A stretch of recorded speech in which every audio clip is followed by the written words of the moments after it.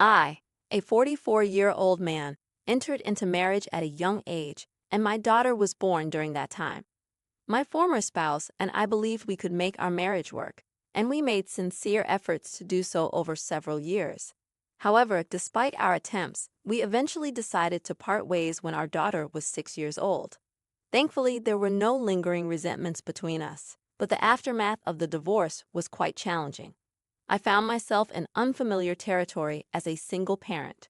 While my ex-husband offered some support, I had to shoulder most of the responsibilities. Adding to the complexity of the situation, I had to secure employment for the first time in my life.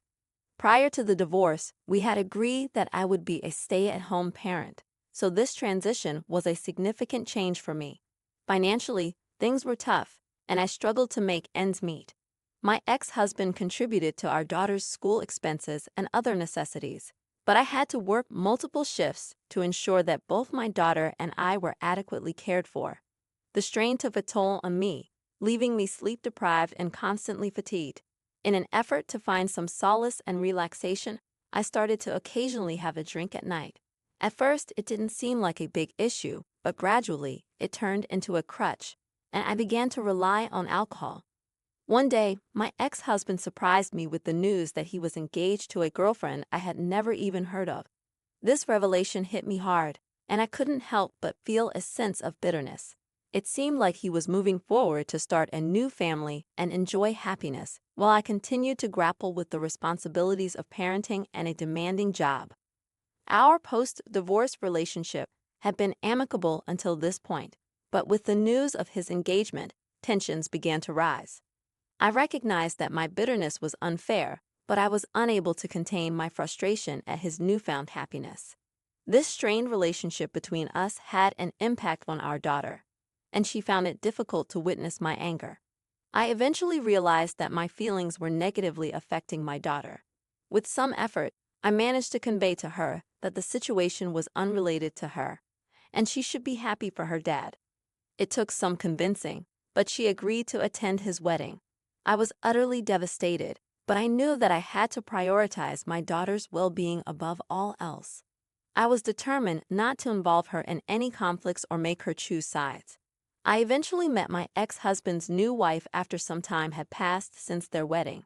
I had reservations about allowing her into my daughter's life, unless she proved to be a kind and caring person. To my surprise, she was not only very nice, but almost too good to be true, and she also developed a strong bond with my daughter.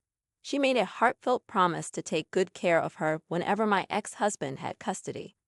Initially, my daughter spent weekends at her dad's place, but as time went on, she began staying there more frequently, particularly after the remarriage.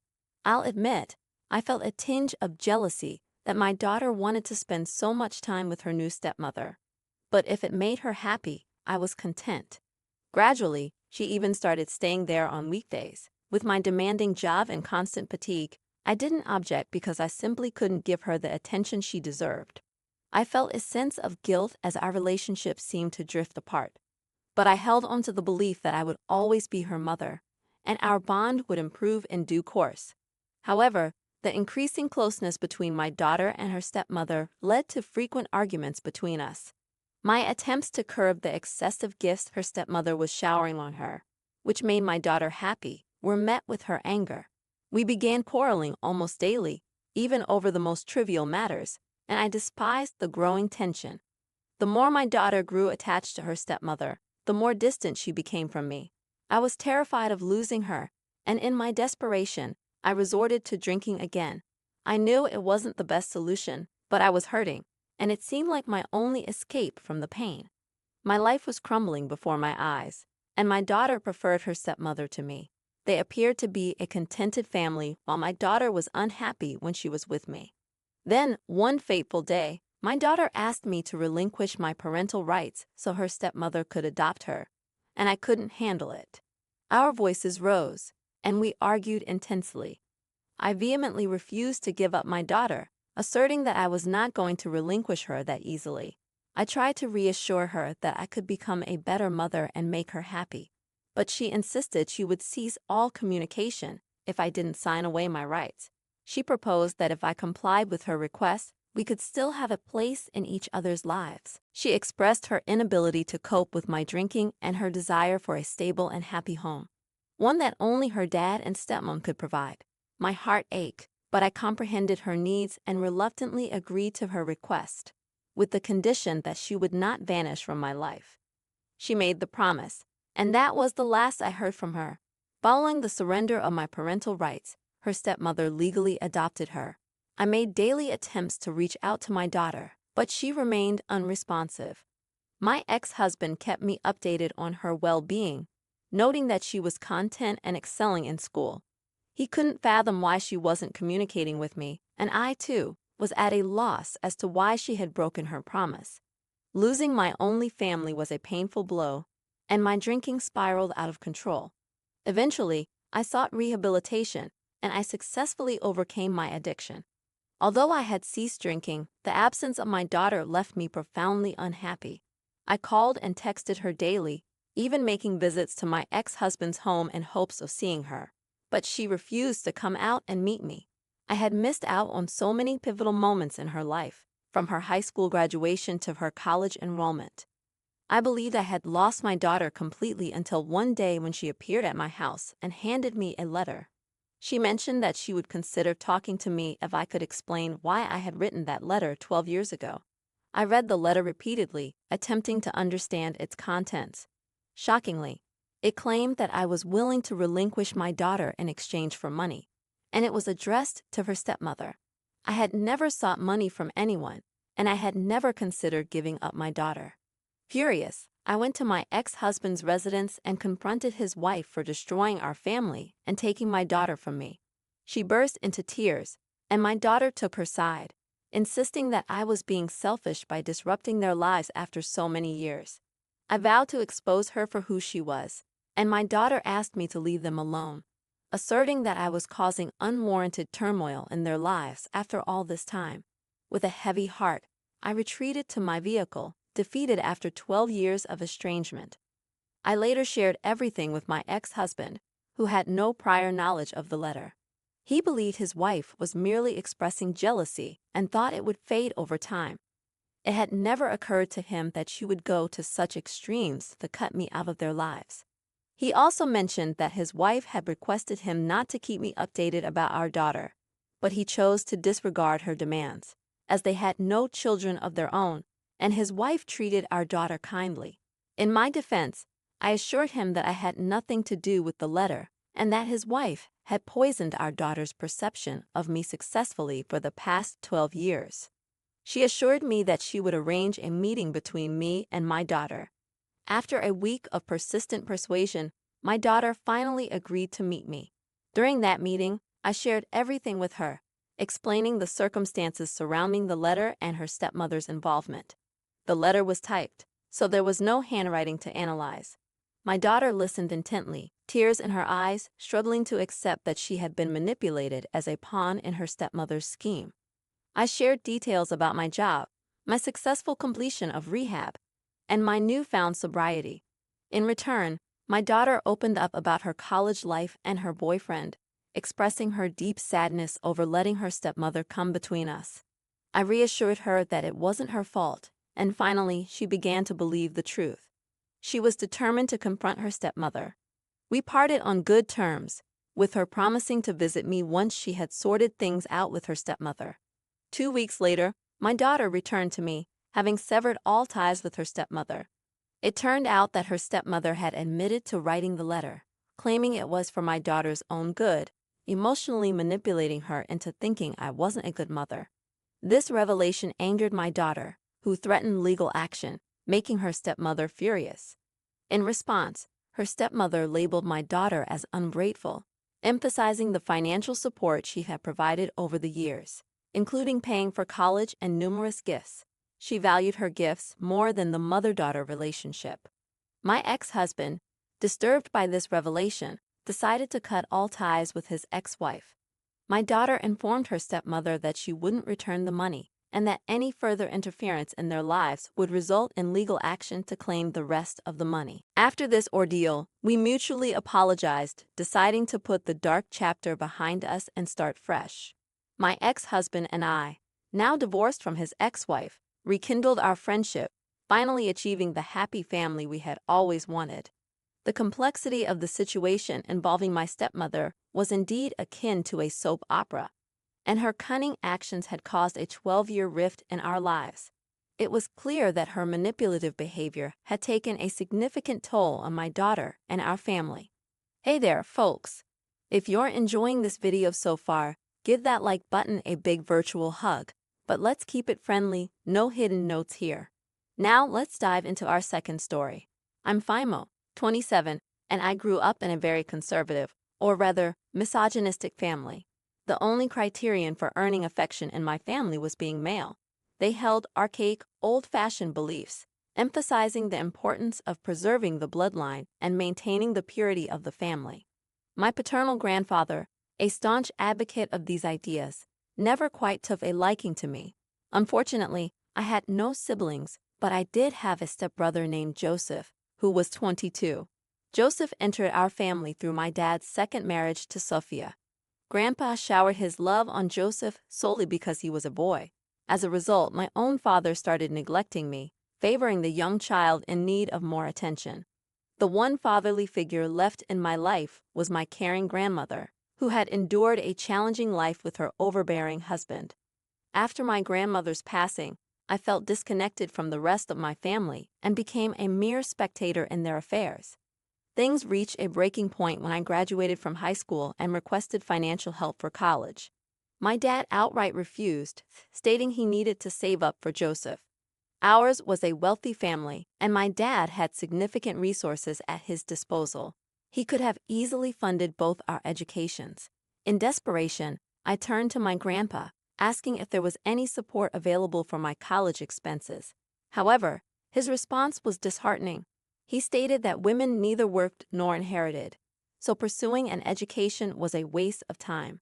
He made it clear that he would bequeath his entire inheritance to Joseph, leaving nothing for me. At my lowest, I decided to cut ties and move out. I took out loans, worked various odd jobs, and managed to support myself while studying, maintaining good grades. I severed contact with my family and felt a tremendous sense of relief. Though the journey was tough, I had moments of doubt, and there were nights I questioned my capabilities and persevered. I built a strong network of supportive friends who stood by me, and I secured a well-paying job immediately after college. I've been in the workforce for over 4 years now, experiencing substantial professional and financial growth.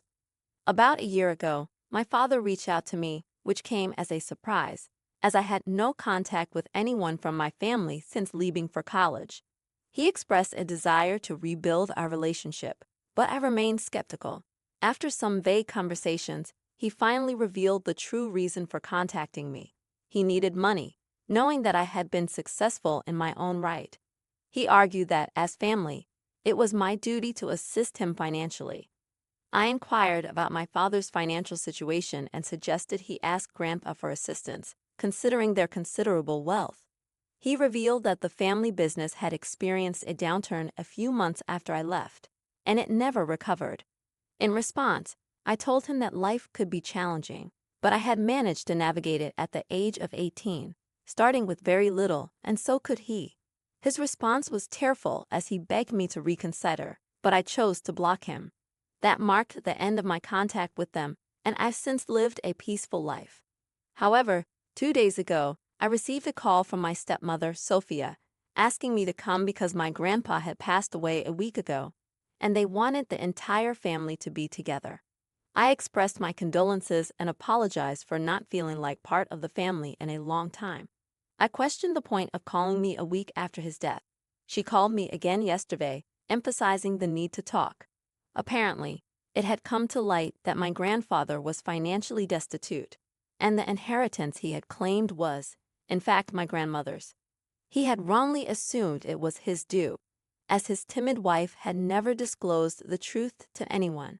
She had made a will that would provide for him after her passing, with a significant portion of her assets, including the $500,000 my grandpa had bragged about, was intended for me.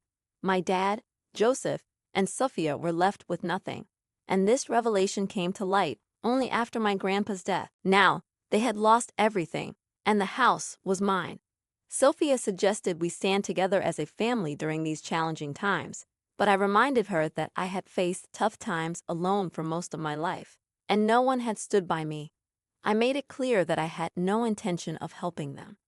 I had already contacted a lawyer to understand the legal details of the situation. While I felt a sense of satisfaction that karma had come for them in the harshest manner, I couldn't help but feel a bit sorry for them, as they had been completely blindsided and would have to start from scratch, given the loss of the family business. In response to your question, Joseph is not my dad's biological son, and my dad and Sophia do not have any biological children of their own. Grandpa had favored Joseph simply because he was male. It has been approximately 2 weeks since my family and I had any contact. I assumed that things had settled down and they had come to terms with their situation. However, starting yesterday, I began receiving hateful messages from my father's side of the family.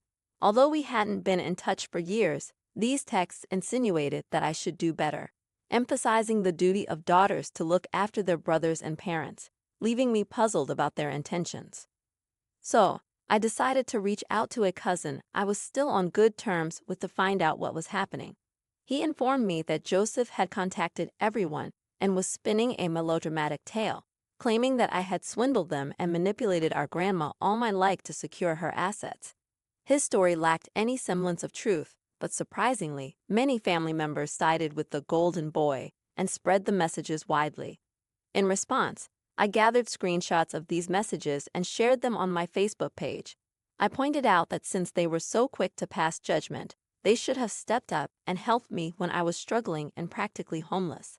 I launched an offensive against all of them and subsequently blocked their phone numbers. Generally, I steer clear of drama, but I couldn't tolerate being blamed for something that was not my fault. They won't receive a penny from grandma's inheritance, especially not after the stunt they pulled off. Although I didn't feel entirely vindicated, I discovered an unexpected reservoir of rage and resentment within me. The incident with my extended family seemed to have unleashed these bottled-up emotions, and now I can't seem to contain them. Upon consulting my lawyer and reviewing the will, I decided to evict my dad and his family from the house. Since my job allows remote work, it's more efficient for me to work from home, and this move will also help me save money. I served them with an eviction notice, providing them with a 2-month window to find another place. Their response to this bombshell was nothing short of fury, with a barrage of calls and messages flooding my inbox.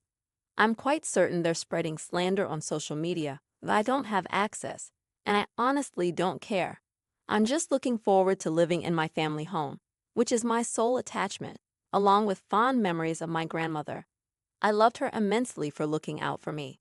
In response to your comments, I've decided to seek therapy, recognizing that lashing out in this manner is detrimental to my well-being. While I enjoy being petty with them, I understand that I have a lot of unresolved trauma from my life experiences, and it's better for me to process and address it rather than keep it suppressed. Thank you for your advice. I appreciate your support. You're right, I don't owe my family anything. I intend to enjoy my house, my money, and my life, as I truly believe I deserve it. Sucks to be your dad, right? LOL, I'm amused by how my grandma outsmarted her husband. Ours is indeed a family of intelligent women. That's a wrap for today's stories, everyone. If you enjoyed this video, please go ahead and give that like button a big click right now. Also, if you have a fun and engaging story of your own that you'd like to share, you can email it to the address provided in the description.